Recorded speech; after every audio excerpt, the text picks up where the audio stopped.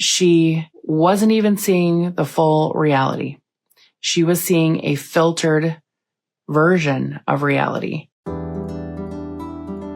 Welcome to Elevate Your Mind. I'm your host, Rebecca Wiener McGregor. I'm a hypnotist, mindset coach, and spiritual guide. This is the place where bold, visionary leaders come to elevate their minds, create their lives, and embrace abundance in every area while living into their mission and purpose.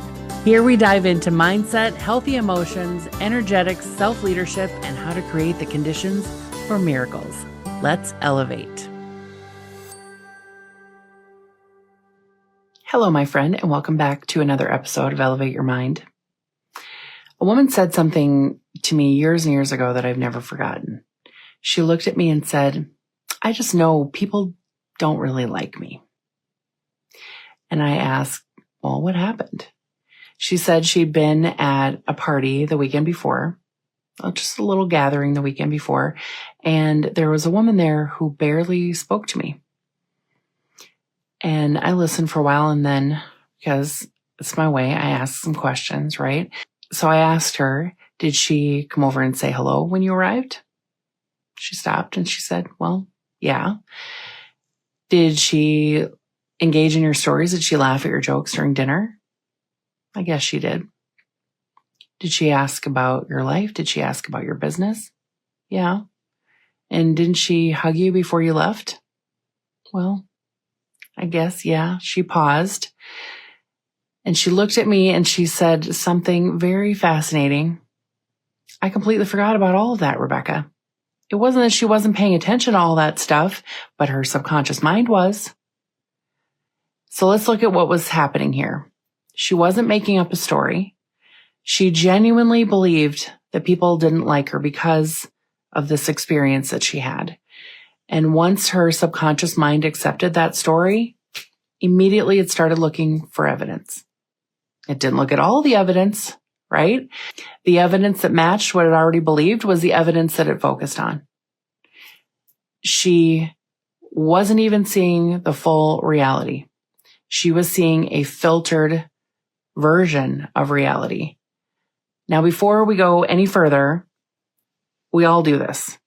We all do it. Me, you, every human being does this. Our subconscious mind is constantly sorting through millions of pieces of data every single day. It has to. Imagine trying to consciously notice every sound, every face, every smell, every conversation, every color, every memory, every emotion. That would be impossible. So the subconscious mind has to do something incredibly efficient. It decides what's important. It decides what is important to us, to the moment. Then it brings that information into your awareness. You've all had this experience.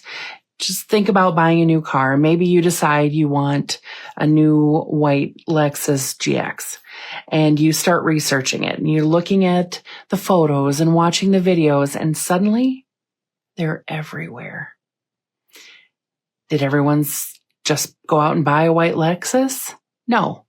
Your subconscious mind just decided, oh, this is important. So it notices them. There's a particular part of your brain that is activated here called the reticular activating system. Your subconscious mind simply decided that this is important, so it notices them. The cars were always there. The awareness changed. The same number of cars are on the road. You're experiencing the same place where you live. Your awareness changed, and of course, this is a harmless example, right? Now let's apply the same principle to something more personal. Maybe let's imagine someone believes I'm always overlooked. And they walk into a room. They walk into every room with that belief and watch what happens. Someone forgets to say hello. Evidence. A coworker interrupts them. Evidence. The text message doesn't get answered for hours and hours. Evidence. And meanwhile, someone smiles at them across the room. Someone saves them a seat. Someone compliments their presentation. Someone asks for their opinion. And these moments barely freaking register. They happened, but they weren't part of the story that the subconscious mind was trying to tell. It's one of the most fascinating things about the subconscious mind. I know I find it all fascinating. I say it's all fascinating because it is. Okay, the subconscious mind is not telling the whole story. It's telling you the familiar story. It's telling you the story that matches your beliefs. So let's go with this for a moment, okay? Because this explains so much about human behavior. Imagine two people walking into the same room. One believes people are kind, and the other believes people really judge me a lot. They're standing in the same place.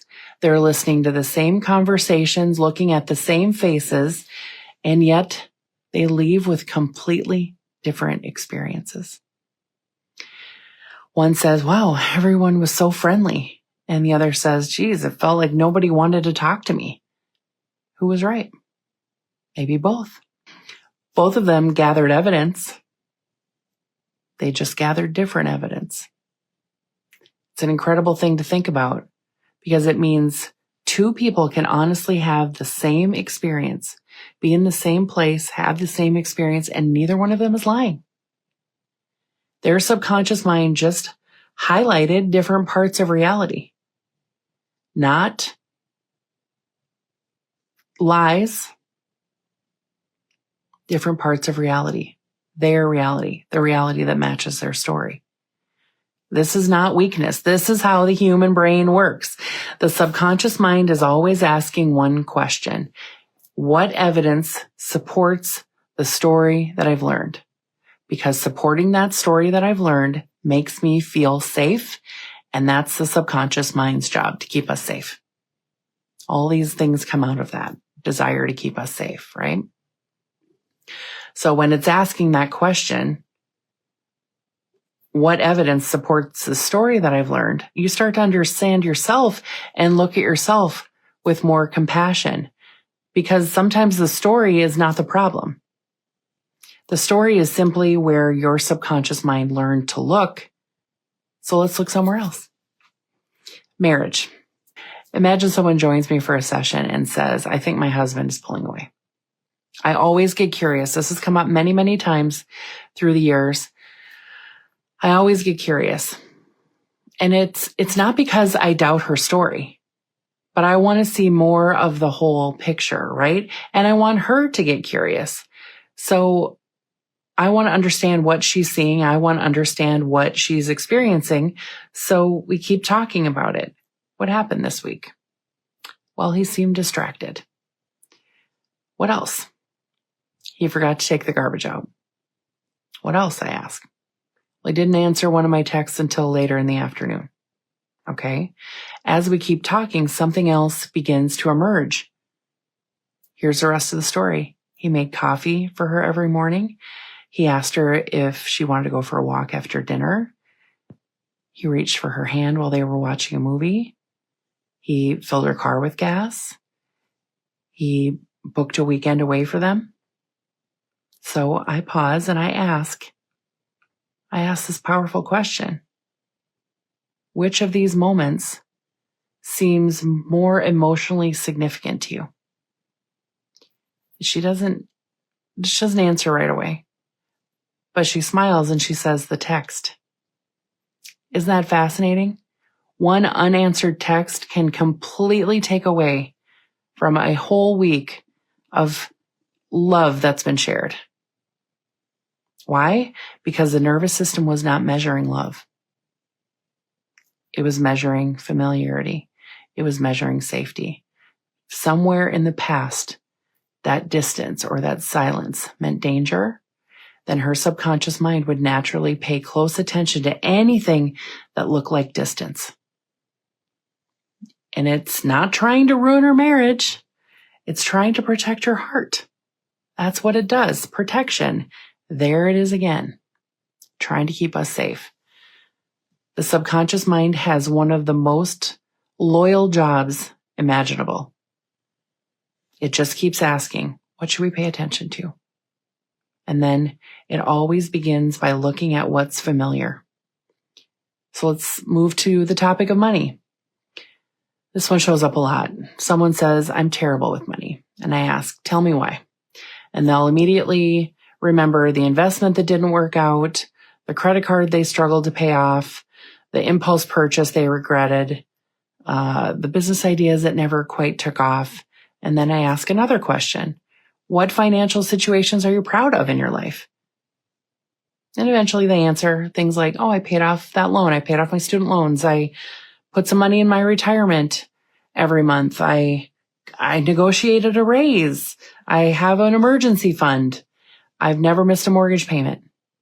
These memories were always there, but they were simply not the ones that the subconscious mind picked out first. That's an important distinction. This evidence was never missing in any of these situations. It's never missing. The subconscious mind is highlighting what it needs, not highlighting all the evidence. It's highlighting what it needs to complete its story, to fulfill its story, to connect to the story that it's created. Now let's look at leadership, okay? I've worked with some truly extraordinary leaders throughout my career. CEOs, business owners, professionals that carry enormous amounts of responsibility. Many of them receive overwhelmingly good and positive feedback. And then one person offers some constructive criticism. Guess which conversation they replay all weekend? Not the 20 emails thanking them. Not the employee who said, oh, I've never enjoyed working here more. Not the successful presentation. Not the wonderful article about them that got published in the newsletter. One sentence, one comment, one suggestion. And the subconscious mind circles it and circles it and circles it with like a big, thick red marker. Look here, pay attention. This is the thing that really matters. And from a survival perspective, that makes perfect sense, right? If someone in the tribe was unhappy with you thousands of years ago, that could matter. Your brain evolved to notice potential threats long before it evolved to notice praise. Take that in for a moment. The challenge is that many of us are living with a nervous system that responds to emotional discomfort as if it is potential danger. That's why criticism can feel so intense. Criticism isn't always devastating, right? But your nervous system has already decided that it's important. Let's make this even more ordinary, okay? You're driving home from work. Someone waves at you and you wave back. And the next person doesn't wave at you or doesn't wave back. And your subconscious mind carries the story that, well, people don't really like me. Which moment do you think you'll remember? The wave or the person who didn't wave? You already know the answer, don't you? Of course you do. Now imagine another person driving that same exact road. Their subconscious mind created a whole different story. People are generally kind, and they notice the smile, and they notice the wave, and they notice the person who helped them merge into traffic, the barista who remembered their name, the cashier who said, have a wonderful evening. Same town, same day, same roads, different evidence. One of the things that I find most fascinating is that the subconscious mind doesn't only filter what you notice, it influences what your body prepares for. Imagine you're walking into a networking event and your subconscious mind is expecting rejection. Notice what your body does. It stiffens, it tightens, your breath becomes shallow, your eyes begin scanning the entire room, you're looking for signs. Who's talking to whom? Who looks approachable? Who's smiling? Who already knows each other? Now imagine someone else walks into the same room. Their subconscious mind carries a whole different expectation. And that is, people are usually welcoming to me at this event. So their shoulders stay relaxed. Their breathing remains steady. They smile first. They make eye contact. Their body communicates openness before they've ever even said a word. Is it any wonder that these two people had completely different experiences? The story influenced what they noticed, and the story influenced how their body responded, and their body influenced how other people responded to them. I know, take that in. It's so fascinating, and it happens so fast in those moments. Your energy influences the way that your body responds, the way that other people respond to you. It happens so quickly that we aren't even thinking about it. But our subconscious mind, she's been preparing for this moment her whole life. The subconscious mind isn't just shaping what you believe. It's shaping what you notice. It's shaping how your body responds, and often the experience that you create next. That's why these stories matter so much. They're never just thoughts. They're experiences. They're lived experiences. They're nervous system experiences. They're leadership experiences. They're life experiences. And once you begin seeing that, you stop arguing with yourself. You become curious instead, and you begin asking a completely different question. And it's not always, why do I always do this? But what story has my subconscious mind been collecting all these years? Now we're somewhere interesting, right? One of the most freeing moments in my work is when someone really recognizes this, that their subconscious mind isn't trying to deceive them. Their subconscious mind isn't trying to sabotage them. Their subconscious mind isn't trying to keep them down. It's simply being consistent. Consistency is one of the ways that we know so well that it creates safety in your nervous system. Imagine reading a mystery novel. About halfway through, you are convinced that you know exactly who committed the crime. From that point, what happens? You start reading differently. Every conversation becomes evidence. Every suspicious glance becomes evidence. Every missing detail becomes evidence. You're paying attention in a completely different way than someone reading that chapter for the first time, right? Then you read the last chapter and you discover, oh crap, you were wrong about the whole thing. Suddenly you realize and remember all the different clues that you overlooked. It's not because they weren't there. They were there, right? But they did not fit the story that you were trying to tell yourself. Life works in that same way more often than we realize. Just think about that for a moment. The subconscious mind develops stories and meanings very early in life. We've talked about this a million times. If you're new here, the subconscious mind has created roots for your behavior that's happening now before you were 3 years old. Most of it before you're 3. Another large chunk before you're 8. And then other big experiences, traumatic moments, etc., influence your life after that. But these stories started so early in life. Sometimes the story that's developed is, I'm too much. Sometimes it is, I have to earn love. Sometimes the story is, people always leave. Sometimes the story is, I have to do everything myself. Or I'm not good with money. Or I don't belong. Or I just disappoint people. These stories don't usually begin as words. It's not a letter somebody sent and told you these things, right? They begin as experiences. A little girl notices her parents argue whenever money is discussed. She doesn't understand mortgages or budgets. She understands tension, though. Her subconscious mind begins paying attention to money in a different way. A little boy is laughed at when he cries. He doesn't understand emotional development. He understands that tears change the way people responded to him. His subconscious mind begins paying attention to being vulnerable, to those moments where he really felt his feelings. A teenager is embarrassed in the front of a classroom, and years later, she still feels her heart racing when she has to speak to a group. This isn't because she's weak. This isn't a character flaw or personality defect.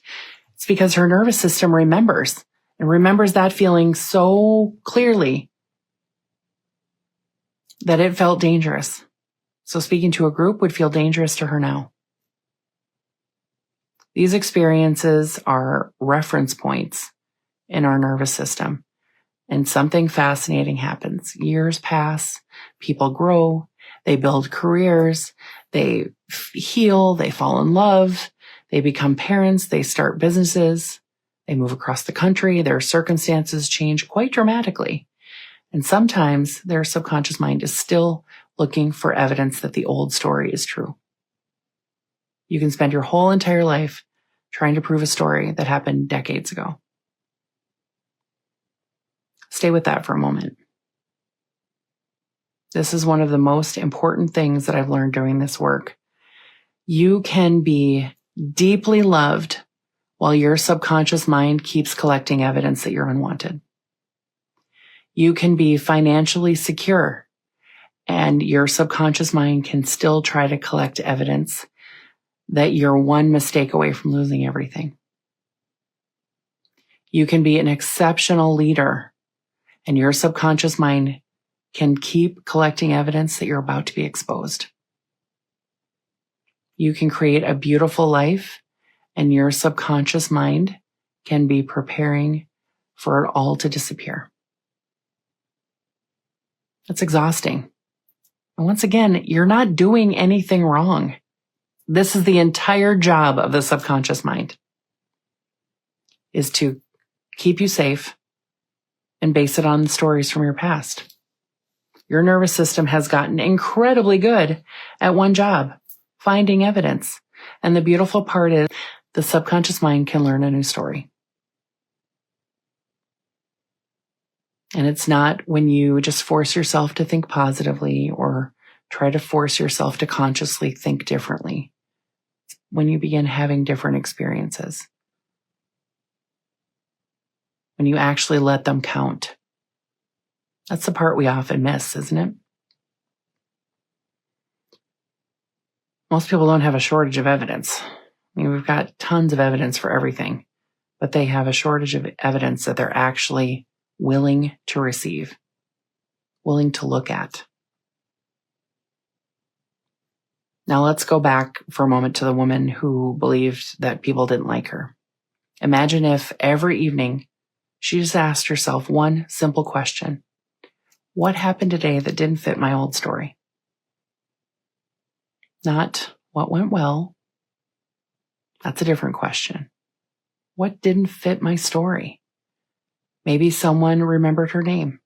Maybe a friend just called to check in on her. Maybe someone genuinely listened to her when they asked her how she was doing. Maybe a stranger smiled at her. Maybe her daughter reached for her hand. Maybe her husband looked across the dinner table and said, "Hey, I'm really proud of you." Those moments matter because they interrupt the old pattern.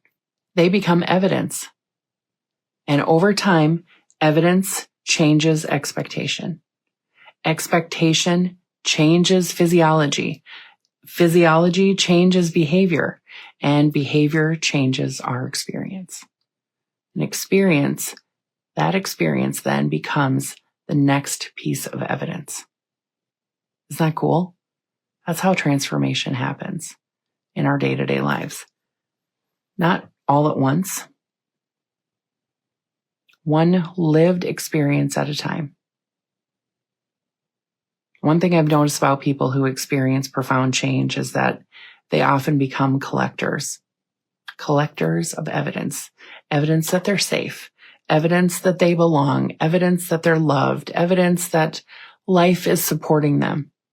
Evidence that they've become someone who can receive peace and love and joy and feel their freedom rather than preparing for pain. They're not pretending that difficult things didn't happen. We can work together and work through releasing the pain of past events, but we're not trying to pretend those things didn't happen.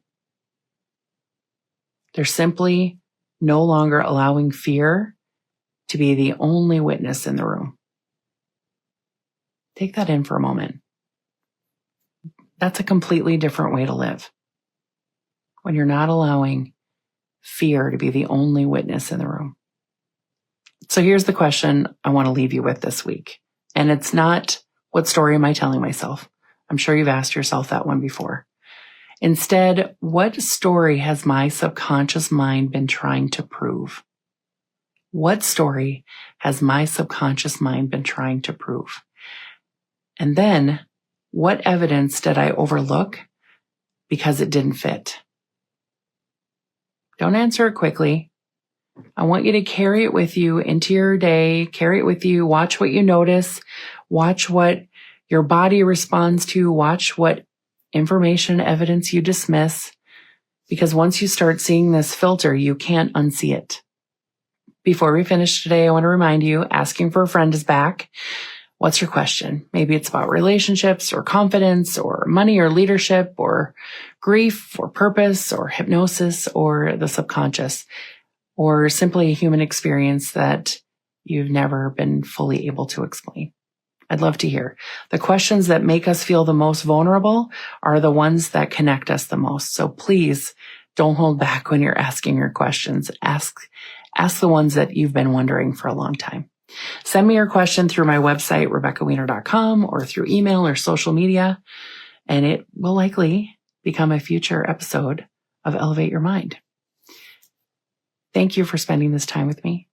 Thank you for being here. Thank you for being willing to look beneath the surface. You moved a lot of energy today. Drink your water. Take really good care of yourself this week. Keep elevating your mind. I'll see you next time. Thank you so much for listening. If you loved today's episode, I'd be grateful if you'd take a moment to rate and review the podcast. And keep the ripple going, please. Share it with a friend or colleague who's also on their growth journey. If you'd like to connect with me for a consult, or if you have a question you'd like answered on the podcast, you can do so at RebeccaWiener.com. Now go make some magic.